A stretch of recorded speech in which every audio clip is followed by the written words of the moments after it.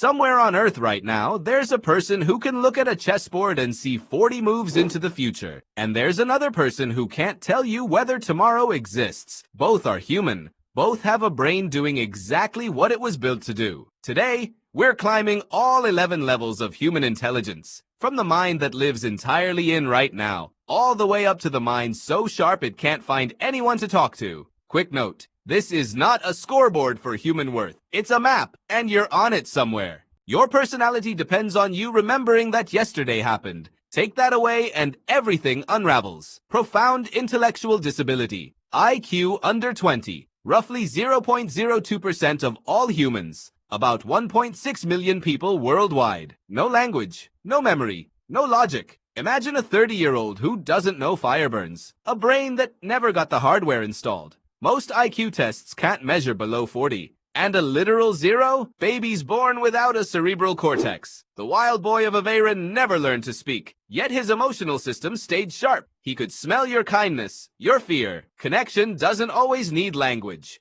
A dog sees a leash and loses its mind because leash means walk. That exact wiring is the next level. Severe intellectual disability, IQ 20 to 34. About 0.1% of people. 8 million humans, single-step associative thinking. See bowl? Think eat. See shoes? Think outside. One link, no chain. With years of training, they can feed themselves. Use the bathroom. Small victories. No concept of money. No tomorrow. No yesterday. Only now. They have a quirk called echolalia. Ask, did you eat? And they repeat you like a parrot. If you can follow what I'm saying, that's luck you didn't earn. The Cafe of Angels, where the person bringing your coffee took months to learn the job. Moderate intellectual disability, IQ 35 to 49. Around 0.3% of the population. Symbolic thinking finally boots up. Basic symbols, letters, simple time and money. Most associated with Down syndrome, the mind of a 6 to 9-year-old. But language blossoms. Full sentences. They can cook simple meals. Earn actual income. Their awareness is real but shallow. Dangerously easy to manipulate. High risk for abuse. When they stand in court, they often can't describe what happened, and predators know it. Talk to one of these people all evening and never suspect anything. Mild intellectual disability. IQ 50 to 69. 85% of all disability cases. The mind of a 9 to 12-year-old. Concrete operational thinking. They can read, write, add, subtract. What they can't do is metaphor. Tell them the early bird catches the worm, they picture a bird. Invisible disability.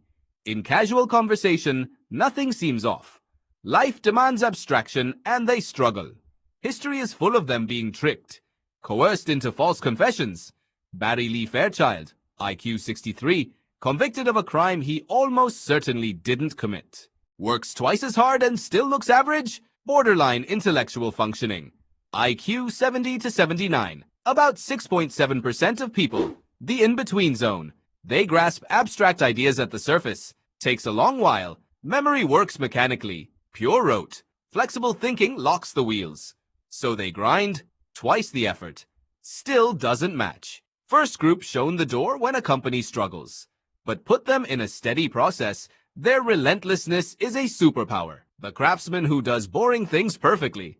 Keeps every country running. Gets 0 credit. Below average. IQ 80 to 89. About 16.1% of the world. Society is built so they function independently. They understand metaphors. Get sarcasm. Plan short term. Everything works. Just takes longer to load. They lean on the crowd. If everyone believes it, they probably do too. But they weigh costs like adults who stop trying to impress anyone. Statistically, this is probably you. IQ 90 to 109. The ruler everyone gets measured against. The world was designed for this group. Consensus bias. I think this and everyone thinks this, so it must be correct. Anyone who disagrees is dumb. The majority has been spectacularly wrong about 1,000 things. It mistakes everyone agrees for the universe agrees. That kid who got picked for every competition? Above average. IQ 110 to 119. About 16.1% of the world. Strong critical thinking. Faster processing. School never tells you being the smartest kid proves nothing about success or happiness. They set sky-high expectations. Reality doesn't cooperate. Some become less effective because ego inflates faster than skill. Too proud to grow. Show two people a car. One sees wheels, the other sees the whole system mapped in their head. IQ 120 to 129. The standout skill is generalization, seeing the whole. They connect unrelated dots. JFK around 120. Close enough to average not to seem alien. This intelligence powers effective criminals. The ones who spot the loophole. And for the honest ones, imposter syndrome. The brain craves novelty. Repetitive jobs make them wither. Looks at a chessboard and just knows. IQ 130 to 144. About 2.1% of the world. Rapid abstract reasoning. Blistering learning speed. Macro systems thinking. Bill Gates around 140. Garry Kasparov near 135. The signature curse is intellectual myopia. Tell them they're wrong, and the reply is, what could you possibly know? They become allergic to being corrected. It poisons relationships. One study tracked kids with IQs over 135. Got competent engineers. 2 children rejected for scoring under 131 Nobel Prizes.